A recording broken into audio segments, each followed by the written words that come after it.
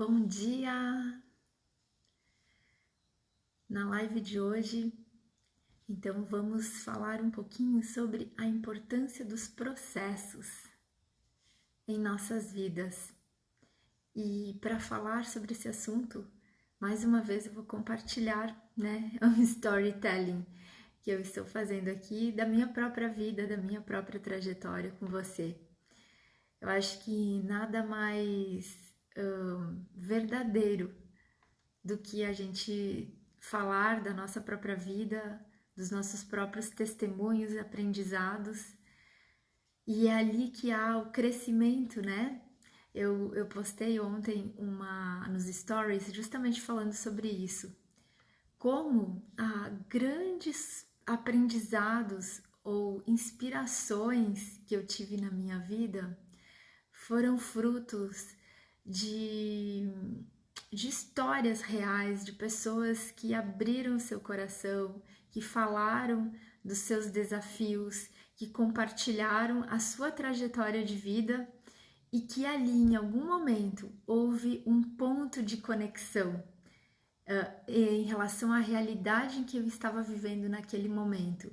E isso me ajudou, de alguma forma, me inspirou a superar aquilo.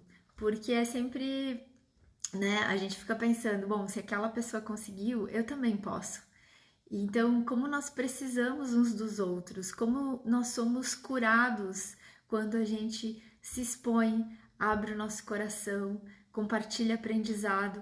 E é um pouquinho disso que eu estou fazendo e encorajo você da sua forma, no seu dia a dia, da gente poder criar relacionamentos mais profundos e neles poder gerar esse tipo de transformação. Bom dia, Rô, está me acompanhando, o pessoal está vindo, é bem cedinho, né, nesse horário, mas vamos lá. E na última live eu falei, né, do confronto da minha vida ali nessa questão em 2015, que foi do acidente e de um milagre que aconteceu com o meu esposo e como os frutos disso, né? Porque acho que em toda situação a gente tem que olhar para a parte boa dos aprendizados. Tudo bom, Roger? Bom dia, o pessoal que está chegando. E o que aconteceu? Logo na sequência, porque na época eu estava tentando engravidar, né, do meu segundo filho, e logo na sequência, então, eu fiquei grávida, tive o Stefano, um menino lindo, saudável, e aí, nesse momento, eu percebi que eu havia oportunidade ali de viver de uma forma diferente a experiência de mãe, de esposa, principalmente depois desse susto, né? Quase perdendo o que havia para mim de maior valor, que era o meu esposo. Foi um aprendizado não só para mim, para ele mesmo, para a família toda, o quanto nós precisamos valorizar os relacionamentos e as pessoas as quais Deus nos confiou em primeira mão, que é a nossa família. E ali eu tive a oportunidade de não repetir algumas coisas, que na época, quando eu tive a minha primeira filha, a Valentina, eu, de certa forma, por mais que eu me esforçasse, eu era uma mãe muito ausente, né, até certo ponto. Por quê?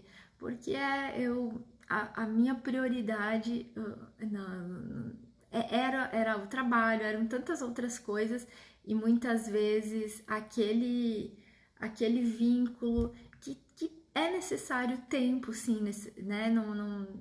Uma coisa é a teoria, outra coisa é a prática, mas eu investi muito pouco, eu não soube, não tive a maturidade naquele instante de abrir mão de algumas coisas para realmente priorizar a maternidade naquele momento, principalmente ali nos primeiros anos, nesse momento da amamentação e tudo mais, o quanto é importante o vínculo, o relacionamento de uma mãe com o seu filho. E naquele ano, então, eu lembro que foi em 2016 e muita coisa estava acontecendo, porque nós elaboramos o vinho oficial das Olimpíadas, grandes conquistas em que eu estava na linha de frente, participei e de certa forma era responsável, corresponsável daquilo que estava acontecendo, mas foi um momento que eu percebi, não é hora agora de eu realmente fazer escolhas distintas. E eu lembro que foi quase assim, do 8 a 80, né? Eu permaneci praticamente um ano em casa, ia na empresa, a distância estava ligada no que estava acontecendo, mas a minha prioridade naquele momento era aprender a ser mãe, aprender a ser a esposa, talvez que eu não tinha sido até então. E foi uma redescoberta para mim, porque eu mesma tinha muito preconceito comigo em relação a ser o papel de dona de casa, da mulher ficar em casa. Eu não me sentia com valor, né, fazendo aquilo.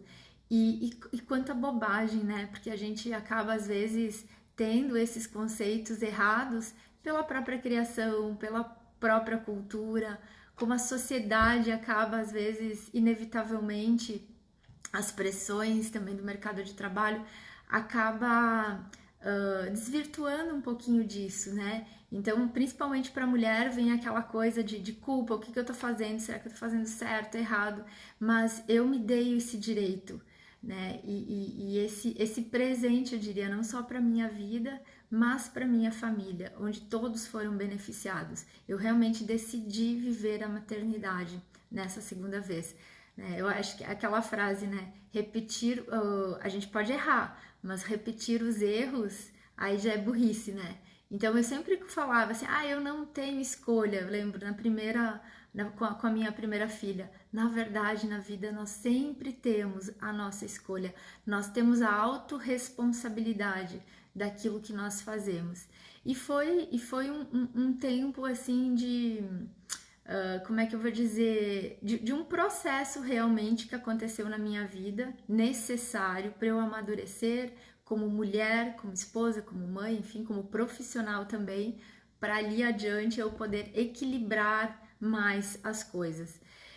E aí foi um momento também de muita gratidão, como eu comentei na última live, por tudo que já havia acontecido até ali na minha vida. E eu sentia ainda mais essa urgência de poder realizar e compartilhar com o mundo, com as pessoas, aquilo que queimava no meu coração, de compartilhar esse amor extraordinário de Deus, de poder cumprir com algumas coisas que eu tinha entendido até então na minha vida, fazerem parte do meu propósito de vida. E eu lembro que foram anos ali, 2017, 2018, de uma caminhada, não só em relação à missão da empresa, né, muito mais clara, em uma unidade maior, começando a fazer alguns movimentos, porque até então muita coisa a gente guardava muito só para a família, né, de como missão, algumas coisas intrínsecas daquilo que era a causa da gente estar ali, de por que o projeto tinha nascido, algumas coisas que nos impulsionavam e era a própria razão das coisas existirem. E aí eu lembro que na linha de frente ali como marketing, comunicação, comecei a fazer algumas alterações, algumas mudanças para que essa cultura que estava muito enraizada só na família, começasse a transbordar também dentro da empresa. E o projeto que queimava no meu coração era sempre assim o projeto do Instituto Faces do Mundo, que na verdade eu chamava só de Faces, né? Não sabia se ia ser instituto, como é que iria ser o nome do projeto, mas eu comecei a ter uma clareza que não era simplesmente uma questão de pegar um percentual e fazer uma doação social para alguma entidade, mas que era muito além. E aí Deus começou a revelar que Ele tinha confiado esse projeto nas minhas mãos, e por mais grandioso que ele parecesse, mais impossível que ele parecesse, era por um motivo, porque Ele tinha coisas específicas confiado para que de alguma forma a gente pudesse desenvolvê-las. E aí eu comecei a escrever o projeto, sempre buscando muito a direção de Deus, porque eu sempre entendi que isso veio da parte dos céus, realmente como propósito, como missão de vida. E aí, ok, comecei a ter uma clareza maior, né, sobre o público, que as famílias, é impossível ajudar as famílias se a gente não trabalhar, primeiramente, cada agente que faz parte dela. Então, aí que começou a ideia de dividir, digamos, em 5 células, né? Trabalhar com o público masculino, homens, o feminino, mulheres, as crianças, né? Em todas as faixas etárias, a terceira idade, que muitas vezes é negligenciada, né? Toda essa sabedoria, esse apoio, esse suporte às raízes, né? De uma família. E relacionamento, casamento e relacionamentos, que é a liga, é a chave de tudo.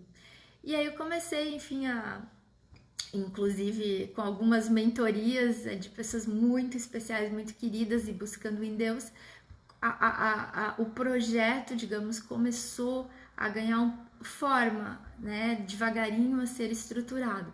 Outros projetos também que nasceram ali, né, que foi a época que nasceu o Anforai, o vinho de ânfora, com uma mensagem linda, e que inclusive tem, né, nós temos um projeto de mini ânforas para levantar recursos para o Instituto, muitas coisas, produtos no enoturismo que ainda não aconteceram, mas que eu comecei a escrever naquela época ainda.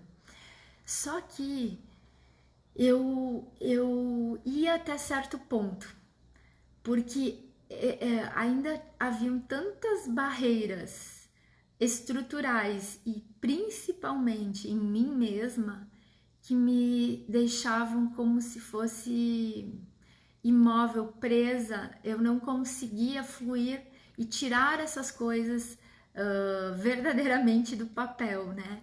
Era algo que nem eu mesma sabia explicar.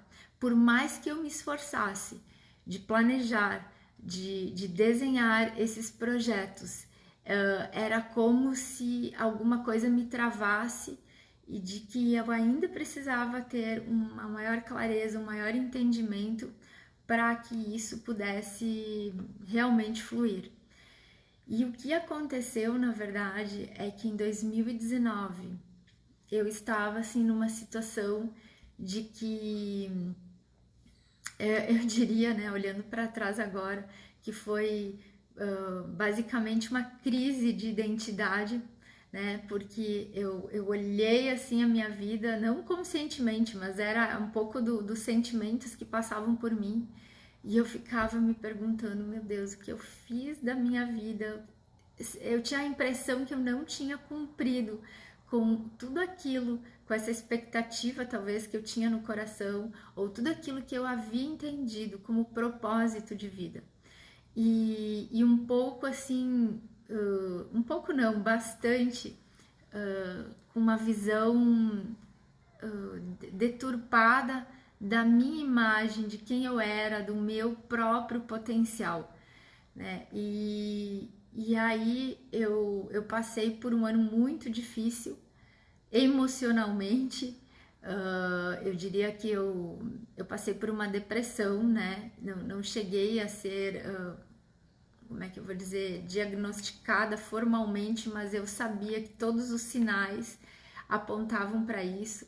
Era uma tristeza que nem eu mesma explicava, era algo muito profundo, onde eu tentava achar as respostas e racionalmente elas não existiam, porque eu estava numa condição estável, né, com meu esposo, com os meus filhos, extremamente bem, cômoda, mas era um vazio que, por mais que mesmo assim, às vezes as pessoas falam, né, mas é porque falta Deus. Não era o meu caso ali, porque eu buscava, eu sempre tive essa sede, né? Eu digo assim, desde o momento que fui despertada ali, em 2007, minha vida realmente mudou muito nesse aspecto, e ali começou uma reconstrução. Porém, tinham coisas que começaram a vir à tona, até em sonhos, em oração, enfim, buscando respostas, conversando ali, busquei uma terapeuta, né, poder colocar tudo aquilo, poder entender, colocar todos esses sentimentos para fora, e eu comecei a perceber que, na verdade, as respostas que eu tive, a principal pelo menos, era que eu precisava. Agora eu vou usar uma metáfora, né? E foi até engraçado, porque na época eu estava tentando escrever de uma forma um pouco mais clara o projeto das mini ânforas, do vinho de ânfora, e algo me dizia assim, que eu precisava se permitir a ser desconstruída e a viver um processo de resgate da minha identidade real em Deus.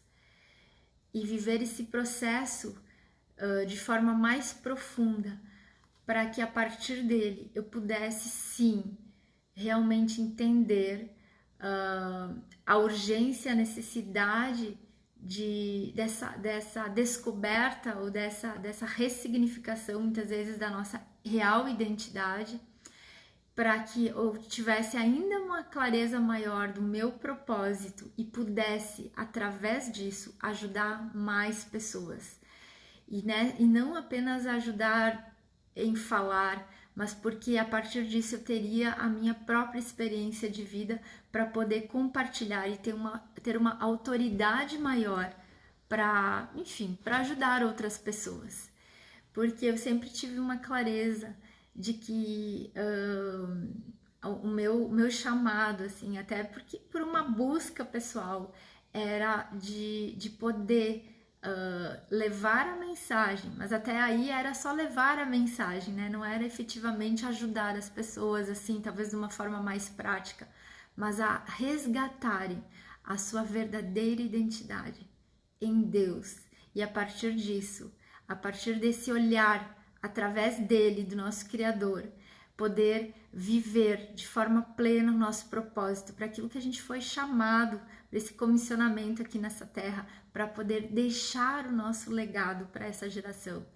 E aí foi um processo que foi necessário, eu diria assim, muita coragem, né? E honestidade, no sentido de expor a muitas coisas que eu achava até então que já estavam resolvidas, que já estavam bem curadas, bem esquecidas, na verdade, do passado, coisas de infância, traumas. Às vezes a gente acha assim, são besteirinhas, né? Que foram lá situações e alguns eventos, mas que na verdade aquilo tudo, de alguma forma, havia moldado o meu jeito de ser, ou a minha identidade, a forma como eu me enxergava. E a partir disso, isso distanciava cada vez mais não só o potencial, mas eu ter a convicção e a clareza de quem eu sou e para que eu existo, né? Eu digo que são as perguntas como é que eu vou dizer, de $1 milhão, né? Só usando uma metáfora também. Mas são as perguntas da nossa vida, né? Porque os dias mais importantes, eu acredito, na nossa história é o dia que a gente nasceu e o dia que a gente descobre quem nós realmente somos e para que nós existimos. São aquelas perguntas de ouro que não tem preço, na verdade. E era essa clareza que eu precisava encontrar na minha vida. E eu lembro muito bem que num dos dias que eu estava muito mal, realmente, foi num domingo, eu até nem fui almoçar com a família, porque a gente costuma almoçar nos meus sogros, e eu só chorava, né? Ainda por cima, mulher, eu estava muito mal, e eu lembro que eu entrei no banho, era uma fraqueza tão grande e eu não tinha as respostas e eu hoje olhando para trás eu digo que eu tive 2 orações que marcaram a minha vida, né? Eu digo assim, os dias D da minha vida. Sempre há algum confronto na nossa vida, aquele dia que é uma virada de chave. E eu lembro que ali mesmo eu me prostrei e eu disse: Deus, eu não quero mais viver desse jeito. Eu preciso ter uma clareza. Se for para viver assim, eu não sei nem por que eu falei exatamente, né, aquelas palavras, mas me veio à cabeça a história de Jonas, que está na Bíblia, né, que é um profeta que fugiu do seu propósito. Ao invés dele ter ido para uma direção, ele seguiu um atalho, se escondeu, na verdade. E para quem eu acho que todo mundo conhece a história, né? Uma baleia engoliu ele, e quando ele se deu conta, né? Do que estava fazendo e tudo mais, ele foi, digamos, vomitado pro centro da vontade de Deus e cumpriu o que ele tinha que fazer. E a minha oração foi essa. Eu disse: aparentemente está tudo bem, mas eu tenho essa tristeza profunda, esse vazio, e eram já meses que eu estava vivendo aquilo, era algo insuportável, e hoje eu entendo um pouco do desespero de quem passa por isso, porque tu tenta buscar as respostas. Naqueles meses eu fazia um esforço profundo de mudar as minhas emoções, e não tinha racionalmente nada que pudesse me tirar daquilo, né? Por mais que eu buscasse fazer coisas positivas, eram paliativas. E a dor maior é não apenas não ter as respostas e não conseguir se ajudar, mas principalmente ver as pessoas que a gente mais ama, que estão ao nosso redor, sofrendo junto por aquela situação, por se sentirem não, como é que eu vou dizer, sem condições de ajudar, né? Elas querem te ajudar, mas também não conseguem. Então é um sentimento muito, muito horrível. E eu entendo hoje o desespero de por que muitas pessoas às vezes fazem até loucuras, né? Não chegou a ser o meu caso, mas assim, eu queria um basta para aquela situação. Eu sabia que eu não tinha nascido para viver aquilo, não era aquilo que Deus queria para minha vida, não era aquilo que eu queria para minha vida, as pessoas que me amavam também. Eu sempre fui uma pessoa que busquei viver a vida intensamente, né, em tudo que eu fazia, tudo que eu faço até hoje, e aquilo não fazia o menor sentido, né, que eu estava vivendo. E naquele instante eu fiz uma oração, eu disse: eu não sei o que eu preciso passar. E na hora que eu falei isso, porque eu realmente entreguei a Deus, né? Eu disse: faça o que tu quiser, mas me tire dessa situação. Se for necessário, eu lembro que eu falei essas palavras: uma baleia me engolir e eu ficar o tempo necessário, né, nesse ventre escuro, mas que se for para eu ser regenerada e você me vomitar no centro da tua vontade, no centro do propósito da minha vida, faça, eu te dou a liberdade hoje, agora. E foi algo difícil, porque enquanto eu falava aquilo, eu tinha a noção do que eu estava falando, né? Eu estava ali falando: bom, se acontecer alguma eventualidade, sei lá, uma doença, algum acidente, alguma coisa que vá me privar, né? E eu tiver que passar por isso, ok, mas eu só quero sair dessa situação. Eu não quero mais viver ou sentir isso que eu estou sentindo. E eu falo que foram esses dois momentos porque a oração mais difícil que eu fiz na vida, eu acredito que foi essa, e principalmente, né, a principal foi aquela do que eu comentei da última live com o acidente do meu esposo. Quando eu entreguei ele realmente a Deus, eu disse: faça-se a tua vontade, eu não estou preparada para perdê-lo, mas eu estou entregando nesse momento, Juliano, nas tuas mãos, porque eu confio em ti. Falando agora parece algo, né, fácil, a teoria é sempre muito linda, né, romântica, mas para quem já viveu isso sabe o quanto isso é profundo, é dolorido e é um divisor de águas nas nossas vidas. E eu acho que às vezes a gente não tem as mudanças e as transformações necessárias porque nós não estamos dispostos a pagar o preço, nós não confiamos de verdade né? No nosso Deus, quando às vezes a gente professa a nossa fé, as nossas crenças, enfim, a gente fala é muito lindo, mas na prática a gente tem muito medo, né, de fazer essas entregas, de se posicionar. E foi realmente algo que começou, eu acredito, eu senti que naquele dia coisas começaram a acontecer. E foi um processo de dentro para fora, como eu iniciei as lives, né? É impossível haver mudanças na superfície. Deus sempre vai tratar as raízes, as causas.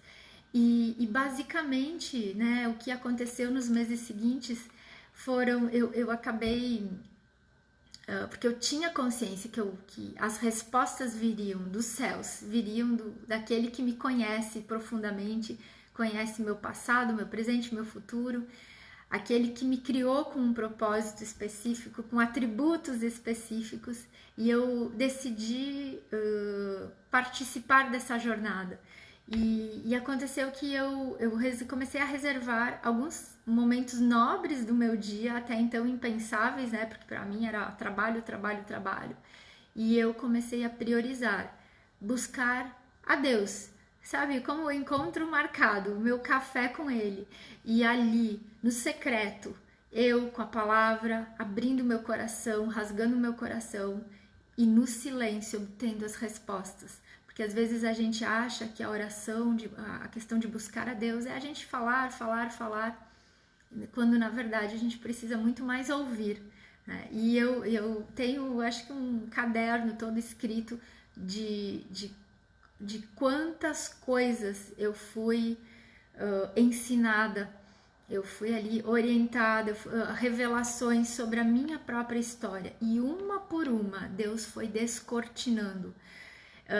Você deve já ter ouvido falar que assim o ideal é a gente viver no nosso tempo, investir 10% no passado, 20% no futuro e 70% no presente. Sim, essa é uma realidade, é uma chave. Porque se a gente ficar muito no passado, né, a gente fica preso em algumas coisas, em memórias muitas vezes negativas ou revivendo até conquistas, mas ficou lá, né? A gente não está fazendo nada para mudar a nossa realidade hoje.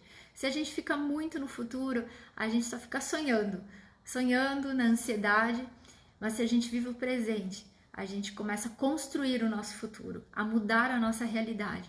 Porém, naquele momento, naquele instante na minha vida, foi muito importante eu revisitar o passado com um outro olhar e resolver, não para ficar lambendo as feridas, né, como vítima da situação, mas com uma maturidade de olhar para trás e resolver aquilo que precisava ser resolvido, ser virado a página. E uma por uma das minhas, eu diria assim, dos meus cárceres foram abertos, foram tratados, e hoje eu digo que eu posso voar, né? Porque e não, talvez não completamente, porque todos nós sempre teremos coisas a serem resolvidas. Eu sempre falo, nós somos obra em construção permanentemente. Porém, eram coisas tão profundas que realmente eu precisava resolvê-las de uma forma corajosa, né? De olhar, ressignificar, aprender e começar a me enxergar através de outro prisma, de outra perspectiva. E aos poucos, essa identidade de uma Patrícia, ao qual eu desconhecia ou havia me esquecido, começou a trazer forma, a vir à luz novamente, né? E é engraçado porque muitas das nossas qualidades, muitos dos nossos atributos, muitas vezes eles ficaram presos, escondidos lá na nossa infância, na nossa adolescência.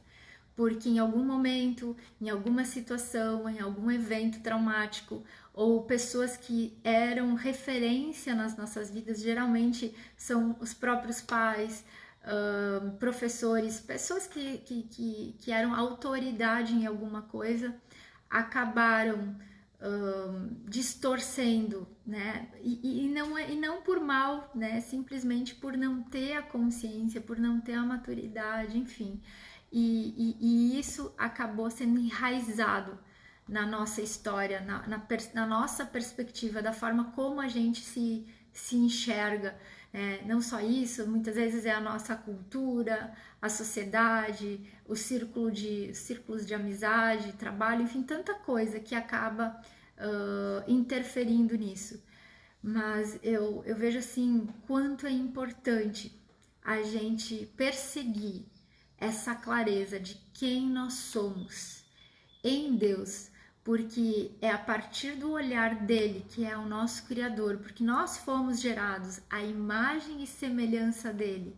E é por isso, você mesmo, que eu não tô falando, eu nunca falo assim, não é de religião, de credo, mas assim, eu instigo você, se não tem o hábito, até porque de ler a palavra, até porque a maioria das religiões, a essência vem dali. Os princípios eternos que foram instituídos até o 7º dia da criação, eles vêm ali. Podem mudar gerações, tendências, tanta coisa, mas os princípios não mudam. E ali na palavra, Deus revela muito da sua identidade, de quem Ele é, do seu caráter.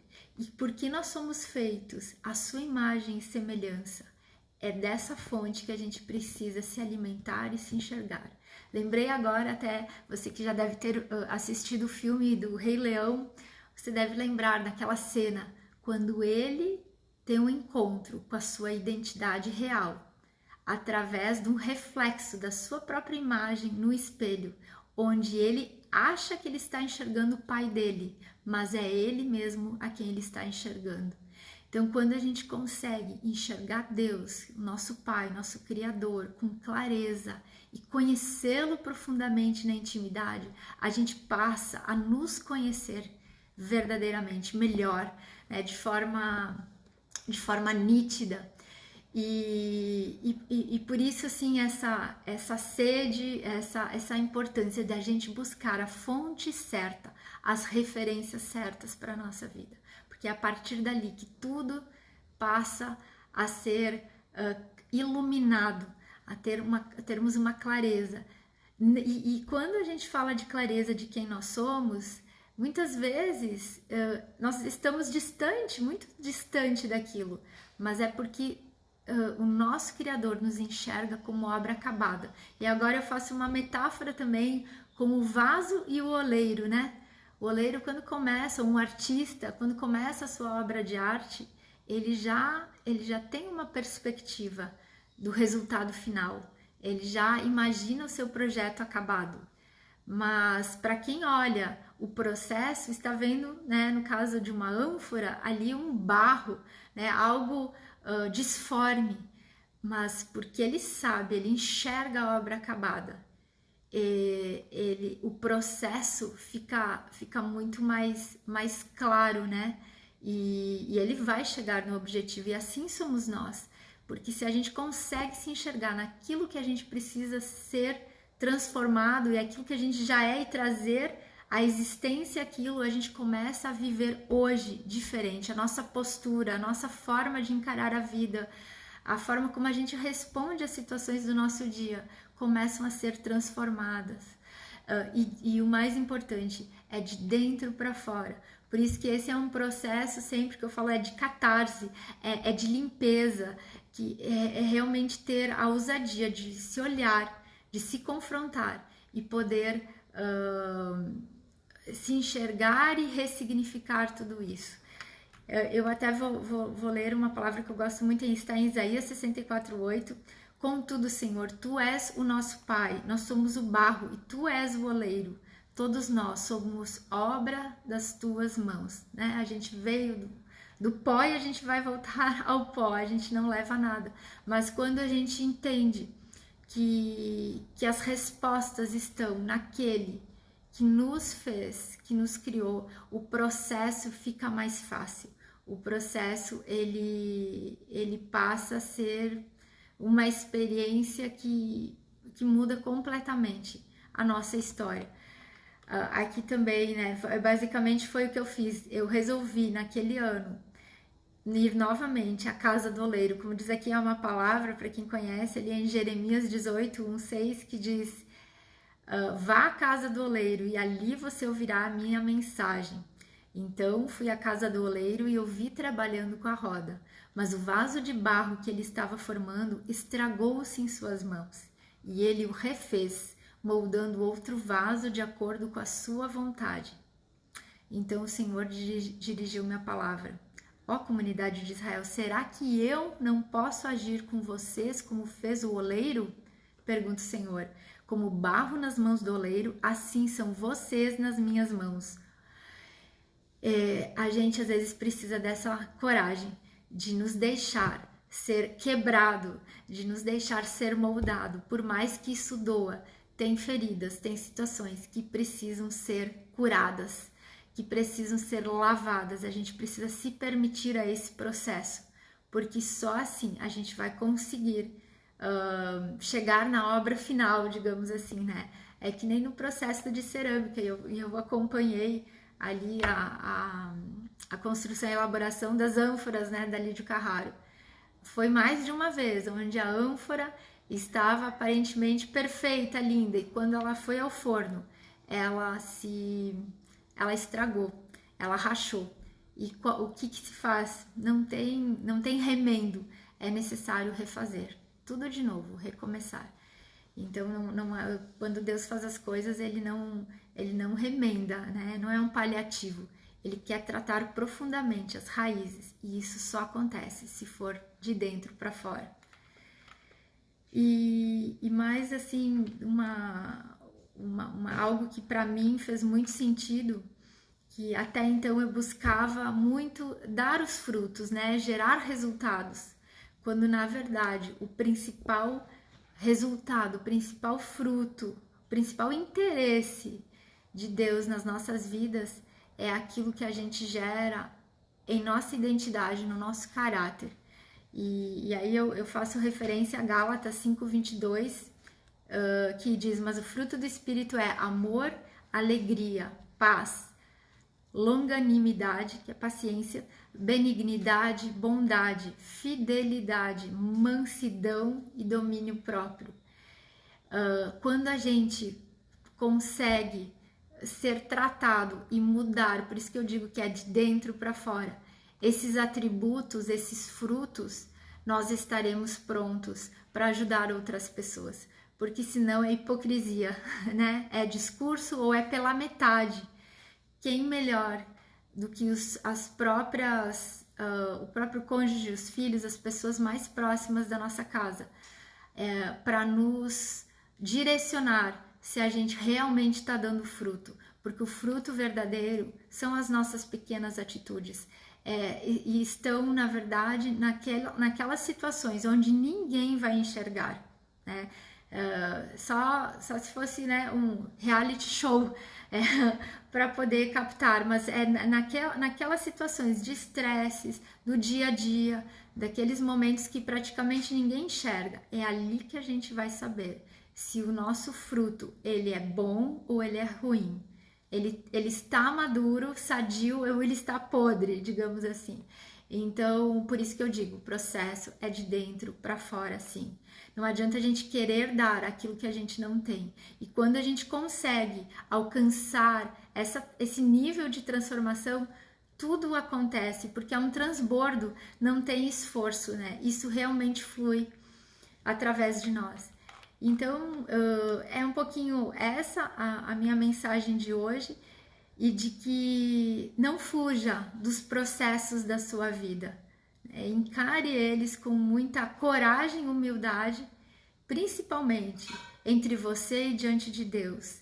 E busque quando você tiver que viver esses processos também, pessoas de confiança, que você possa abrir o seu coração, porque nós precisamos uns dos outros. É ali que nós somos sarados, muitas vezes a nossa confissão, nesse abrir o coração, poder se permitir colocar para fora, onde a cura vem também, para ressignificar e restaurar, resgatar a sua verdadeira identidade e ter uma clareza maior do seu propósito de vida. Eu desejo um dia maravilhoso a vocês e nós nos encontraremos na próxima live. Então eu vou falar um pouquinho mais, né, ali na sequência, compartilhando esses aprendizados da minha vida com vocês. Um grande abraço no coração.